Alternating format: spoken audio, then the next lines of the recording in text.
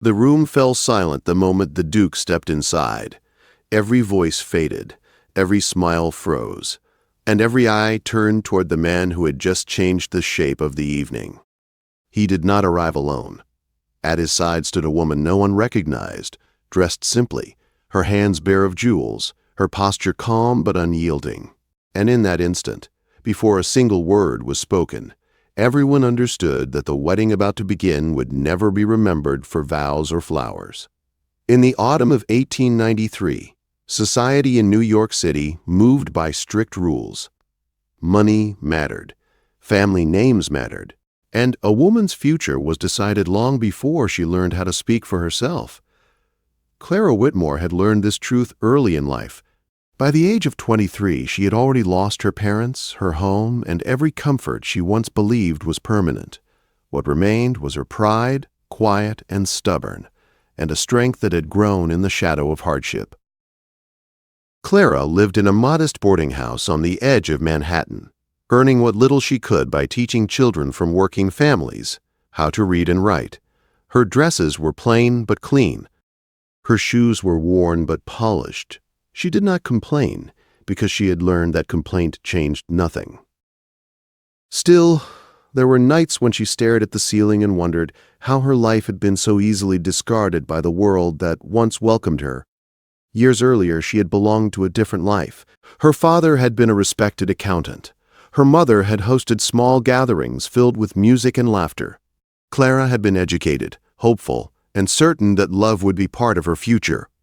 That certainty had been shattered the day her parents died within months of each other, leaving debts no one had warned them about. The house was sold. The savings vanished. Friends disappeared quietly, politely, and forever. It was during that fall into obscurity that Clara first met Duke Henry Ashford. He was not yet a duke then, only the heir to the title, newly returned from Europe. They met at a charity lecture where Clara volunteered to distribute pamphlets. He spoke to her as if she mattered. He listened. He asked questions.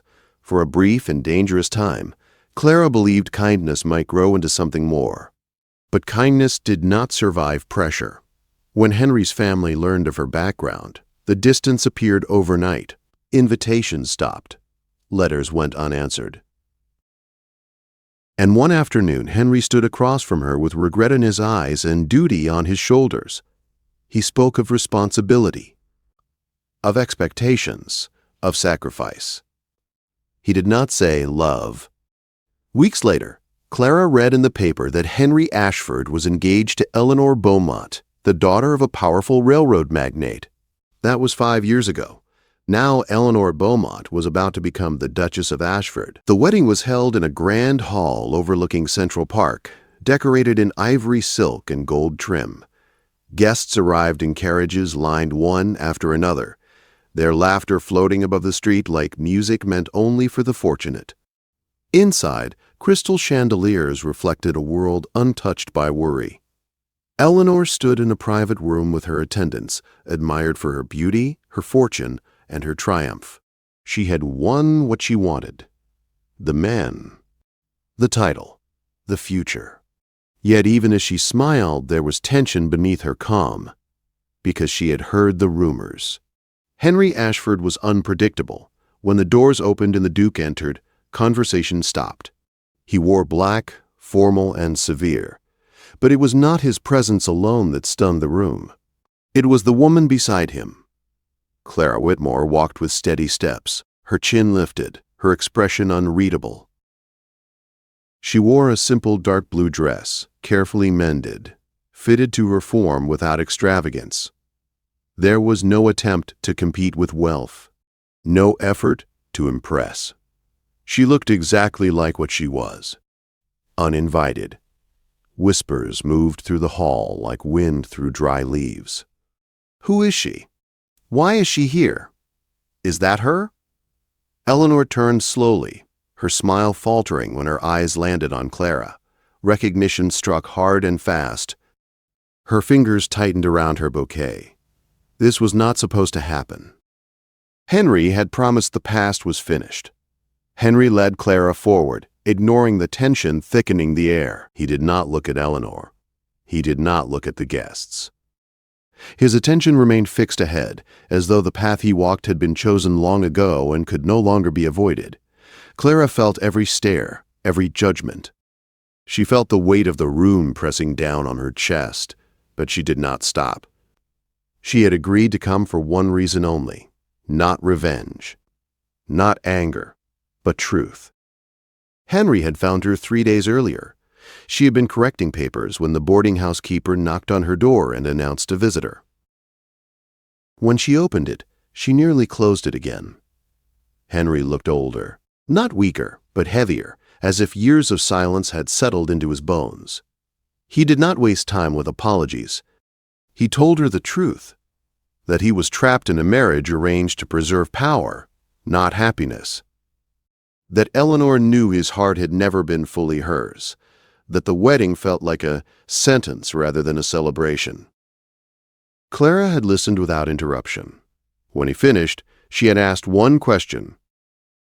"Why me?" Henry answered honestly. Because she was the only person who knew who he was before the title claimed him. And because he needed the truth to stand beside him, even if it condemned him. She had laughed then. Not from humor, but from disbelief. Yet when he asked her to attend the wedding with him, something inside her shifted. Not hope. Not longing. Resolve. Now, standing in that hall, Clara felt no fear. Only clarity.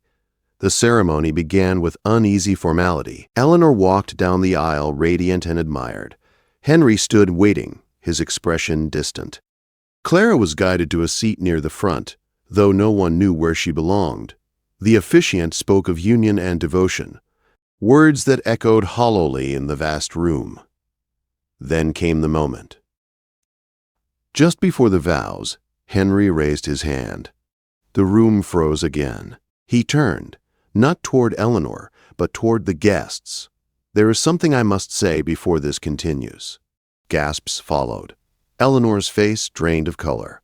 Henry spoke clearly, without haste. He spoke of choices made under pressure, of love set aside for convenience, of promises broken quietly to preserve appearances. And then he spoke of Clara. He named her. "The woman I once loved was erased from my life because she had no fortune to offer. I allowed that to happen. And today, I refuse to pretend that silence was honorable." Murmurs turned sharp. Eleanor stepped forward, her voice trembling with fury. "This is cruelty, Henry. You humiliate me for your conscience." Clara rose before he could answer. Her movement drew every eye. She did not shout. She did not accuse. She spoke simply. "I am not here to reclaim anything. I am here because I was invited to be invisible once, and I agreed. Today, I refuse." She turned to Eleanor. "You won what you wanted, but winning does not erase truth. And truth does not ask permission to be spoken." The room erupted in chaos. Some guests stood. Others whispered. Eleanor's hands shook. Henry said nothing. He did not need to. Clara picked up her coat. "I will leave now. I came to remind myself that poverty does not mean worthlessness, and silence is not dignity." She walked toward the doors alone. Behind her, nothing would ever return to order, and as the doors closed, Clara Whitmore stepped back into the cold air, unaware that her bold act had only begun a transformation that would change her life, and Henry's, forever. The cold air outside the hall felt sharper than any insult Clara had ever endured. It cut into her lungs as she stepped down from the stone stairs and onto the quiet street, where the noise of the wedding was sealed behind heavy doors. For a moment she stood still, her hands trembling despite her calm face. Only when the carriage pulled away without her did she truly understand what she had done. She had spoken in a room where women like her were never meant to speak. A few guests watched from the windows as she walked away, her figure growing smaller against the wide street. None followed. None called her back. That was as she expected. What she did not expect was the sound of footsteps behind her. Henry Ashford caught up to her at the corner, his breath uneven, his composure gone. "Clara, wait." She stopped but did not turn. "You should not have come after me." "I could not let you leave alone," he said. "Not after everything." She faced him then, and the anger she had kept tightly locked finally surfaced in her eyes. "Everything ended years ago, Henry. Tonight was not about us. It was about truth. And truth has consequences." He nodded slowly, as if each word landed heavily. "The wedding is over," he said. "It cannot continue after what I said." "That is not my concern," Clara replied. "Your life will go on. Mine always has." She turned to leave again, but this time he reached for her arm, stopping himself just short of touching her. "What do you want from me now?" She laughed softly, without joy. "Nothing. I want nothing from you. I came tonight to take something back. My voice." Henry watched her go, knowing she was right. For the first time in his life, he understood that love could not survive where courage had failed. The next morning, New York woke hungry for scandal. Newspapers carried headlines filled with speculation and outrage. Some blamed Henry for cruelty. Others painted Clara as a schemer who had planned the disruption. Her name appeared in print beside words like disgraced and shameless.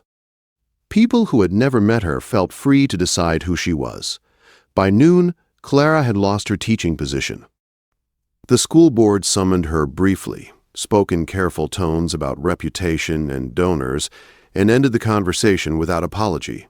She gathered her books and left through the side door, the echo of children's voices trailing behind her like a wound she could not close. That night, she packed. There was little to take. A few dresses, her notebooks, her mother's worn Bible. She planned to leave the city by morning, though she did not yet know where she would go. Before dawn, there was a knock at her door. It was Mrs. Callahan, the boarding house owner, holding a letter with a wax seal. "A messenger brought this late last night," she said gently. "From a lawyer, I believe." Clara thanked her and closed the door. The letter was from Henry. He wrote of consequences already unfolding, of Eleanor's family withdrawing, of society closing ranks against him. And then, unexpectedly, he wrote of freedom. "I have resigned my claim to the marriage settlement. I will not accept wealth built on lies. I have also arranged a trust in your name, drawn from my personal holdings, not my title. You may refuse it. I will respect that. But I owed you more than silence." Clara folded the letter slowly. She did not feel relief. She felt tired. By afternoon, she was gone from New York, boarding a westbound train with no announcement and no farewell. She chose Chicago, a city spoken of as rough, growing, and unconcerned with pedigree. A city that cared more for what you could do than who you had been.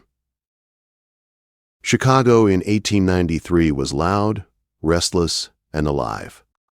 Smoke curled above brick buildings. Men shouted over machinery.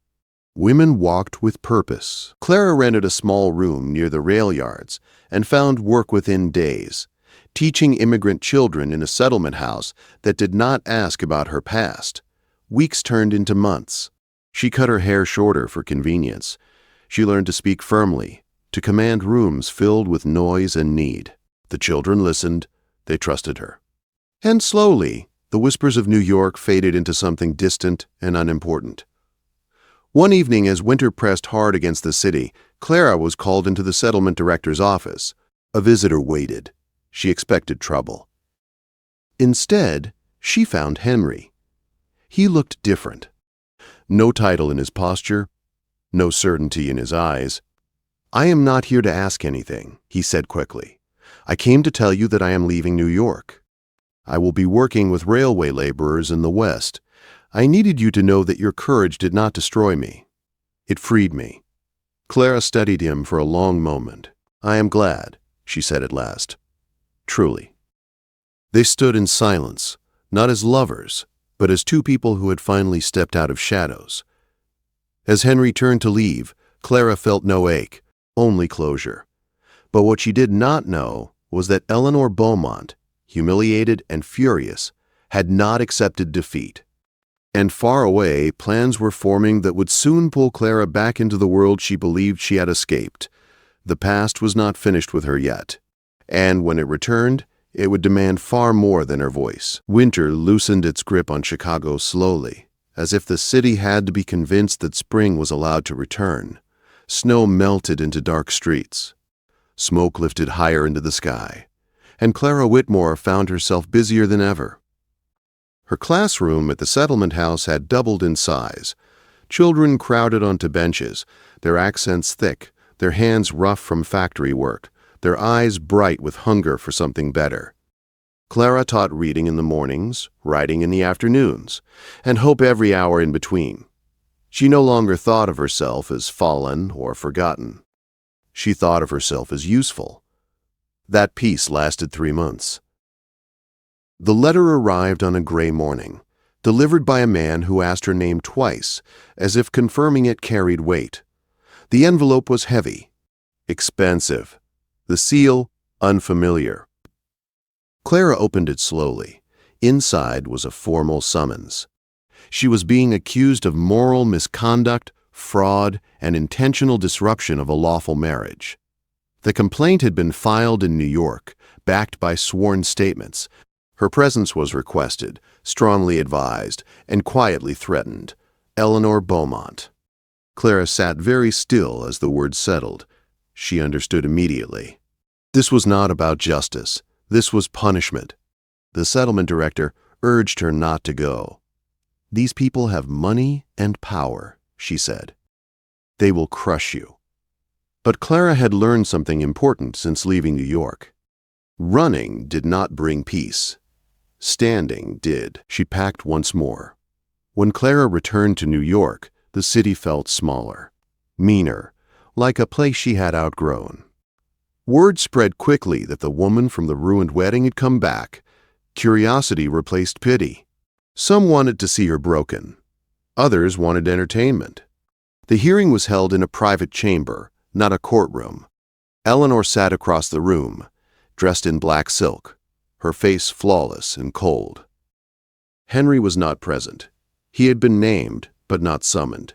Eleanor spoke first. She described humiliation, public disgrace, a wedding destroyed by a woman who refused to accept her place. She spoke of intention, of planning, of revenge disguised as virtue. When it was Clara's turn, she stood alone. She did not cry. She did not plead. "I did not attend the wedding to disrupt it," she said. "I attended because I was invited. I spoke because I was given the floor. I told the truth. If truth caused damage, that damage already existed." One of the men interrupted her. "You benefited from the Duke's attention, did you not?" Clara met his eyes.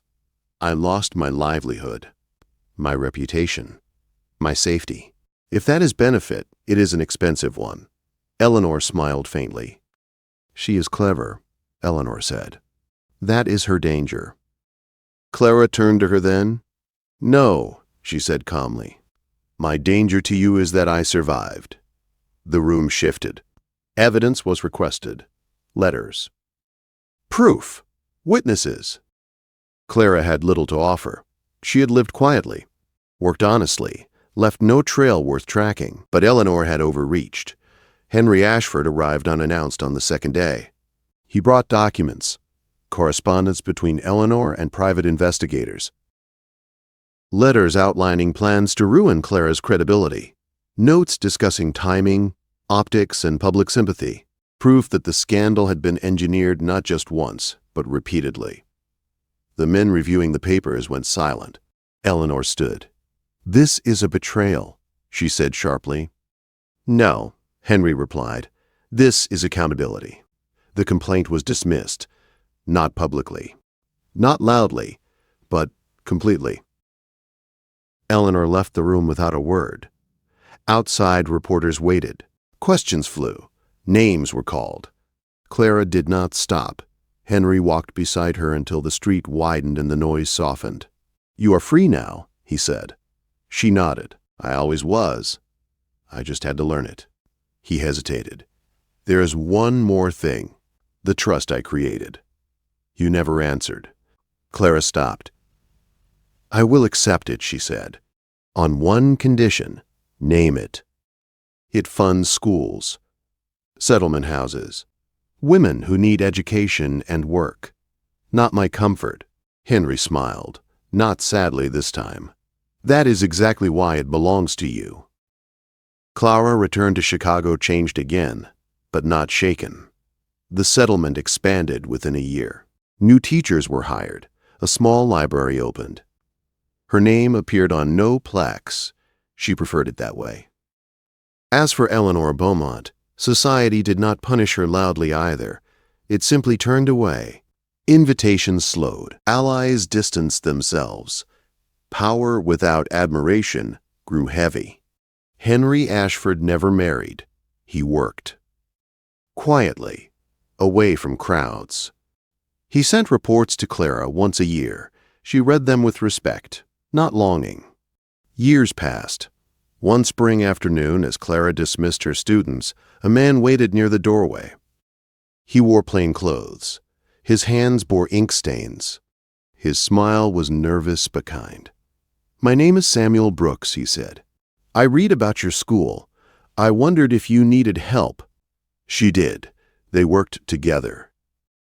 Slowly, carefully, as equals. Love, when it came, did not arrive like a storm.